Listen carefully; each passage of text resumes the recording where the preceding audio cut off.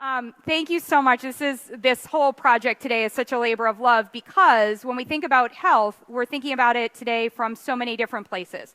But the number one question I get, and there's probably a big duh because I'm a dietitian, is what do we actually eat? And, what we should eat today, what will we be eating in the future, can seem like, it could seem like a pretty straightforward question. Just going to advance. A pretty straightforward question because the answer really should be food. But unfortunately, and as an ex-advertising executive working for food company, major global brands, I can tell you this is the world that everybody's living in. And this is why the question, what to eat, is a really, really complicated question. Should I be gluten-free? What about non-GMO? What about macrobiotic? Do I eat vegetables every day? And am I following a plant-based diet? Or is it just plant-based until 6 o'clock? Or what is something really sugar-free? Or what is no sugar added mean? What about if my kid is allergic to 6 or 7 different things? What can I actually eat? So the question of what to eat has actually become a really, really big question, and it's very confusing to people. And it's done the thing that pains me the most. It has made nutrition sound complicated. And for all of you that are here, and for anyone I've ever spoken to, I want you to understand nutrition is really simple. Nutrition and eating well is actually so simple that in the remaining, we have 8 minutes here. I promised myself I would explain it in 5 minutes and give you time for questions. We need to eat. We need to eat food. We definitely want to make sure that when we're eating food, we're paying attention to 4 key things. If you pay attention to these 4 key things, you don't need to know anything else. Nutrition for optimal health is based on 4 pillars: quantity, quality, nutrient balance, and frequency. So quantity, as an ex-advertising executive, I can tell you, portion control needs a total makeover. The concept of portion control has everyone shuddering. I don't know about you, but when I even hear the word control, all I want to think about is I don't want anyone controlling me, what I can have, what I can do, what I can say. So it puts us in this sort of negative space with portion control. We also always tend to think that we're being restricted from a portion control standpoint. Oh, there's a big piece of meat like this, I should only be eating this amount. There's a big bowl of pasta like this, I should only be having this amount. The reality, though, is if we start to think about quantity as actually an area of opportunity, quantity actually means that, yeah, you can have it. Do you know that you can eat any food that exists in nature as long as you pay attention to the quantity? So if you want to have your cheese, you want to drink your wine, you want to eat your meat, we've got other factors that we'll get into these other principles, but if you pay attention to the quantity, you can have it. So I want you to think about quantity as actually your ally. It means that you can have things, and as a result, psychologically should change things. Quality.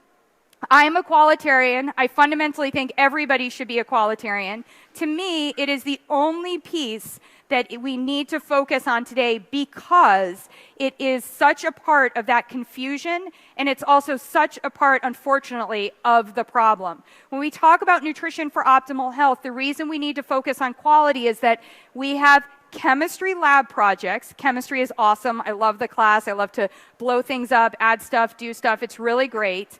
We have chemistry lab projects, and then we have what should go inside of our body.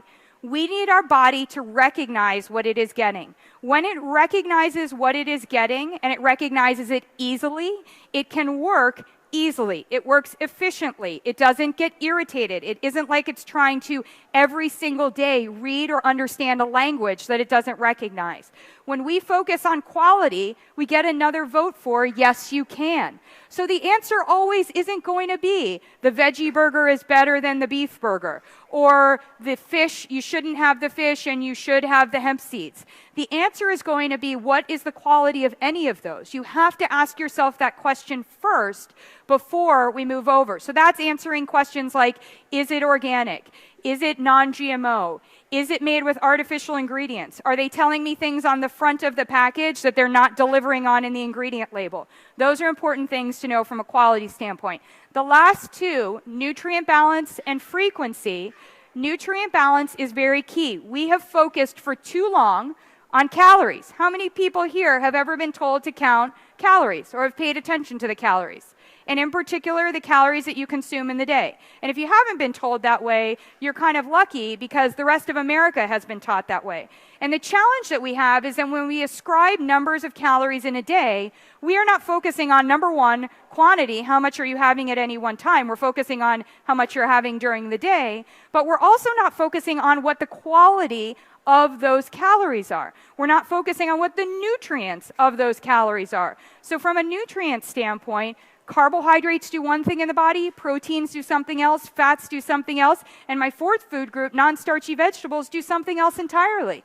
We cannot have you just look at something that's 150 calories. You need to know, am I getting carbohydrates, proteins, healthy fats, and am I getting those non-starchy vegetables? Because if you eat just for calories, you're going to be missing out on the other pieces of optimal health. So I look for you to balance your nutrients at every eating occasion. So then there's this fourth pillar, and the fourth pillar is frequency. And frequency has to do with thinking about your body like a race car. So I need you to pit stop regularly throughout the day. Another reason that this idea of all the calories that you can have at one time, or your total calories for the day is flawed, is that a lot of people that I've worked with eat maybe 100, 200, 500 in the day, and then they backload 1,000, 2,000, 3,000 at the end of the day. And that does not set us up for success. Our body is overwhelmed when it gets too much at one time. We don't sleep as well when we backload and eat it in the evening. If we're trying to be perfect all throughout the day, we're probably not enjoying our food. And frequency, if we think about our bodies like a race car and we think about pit stopping, all we need to think about in that space is, hey, guess what? Every 3 hours, roughly, I'm going to have something. So it takes a lot of pressure off of making sure that, I have the perfect amount, or I have everything that I wanted at that one time. It means that we're going to be refueling at a regular basis. And it also means that because we're going to be refueling, we can pay attention to that quantity. We can evaluate quality, and we can say to ourselves, I can have that right amount, those right bites, because I know in 3 hours I'm going to have it again. So frequency is really about making sure that your body isn't overwhelmed from a nutrition standpoint at any one time. So I have done it.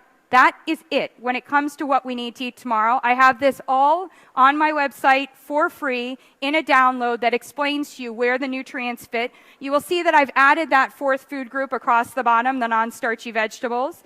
There are some other things that we can talk about, and we will be talking about later today. I hope you'll join me for the Future of Food conversation. We'll be talking about how social media is playing a role and how what's going on in our food systems. But when it comes to what we need to eat today to tomorrow, it's those 4 nutrition principles. And if you pay attention to those 4 nutrition principles, you have your answer.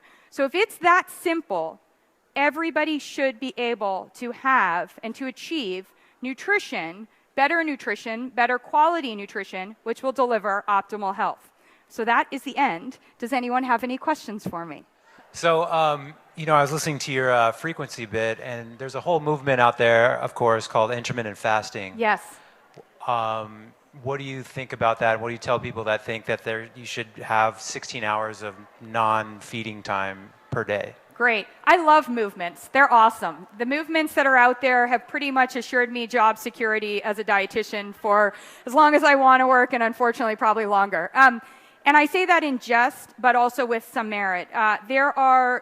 We are all individuals, and there are things that can work on an individual level. I certainly think that if those 16 hours mean that we're done eating sooner and we're getting rest and we're getting a greater amount of time with rest, and maybe 8 or 10 of those hours are sleeping or meditation or yoga, that can be great. But I also think that what that happens is I have people hear that and they try it, and unfortunately they end up making nutrition choices that negatively impact their blood sugar, or they stick with something for a time period and then just get really frustrated with it and don't make good choices. So I think it could have some merit, but I don't necessarily think it's the single prescription for optimal health for everyone. Other questions, thoughts, ideas? Is everyone having fun? Have you gone around and seen things? Everything that's here today is about nutrition for optimal health, so I'm really excited. And then there's the fitness piece. Well, we are done. We're out of time, so I'm excited to go check everything else out. And thank you, and I will see you later today at the Future of Food. So thank you.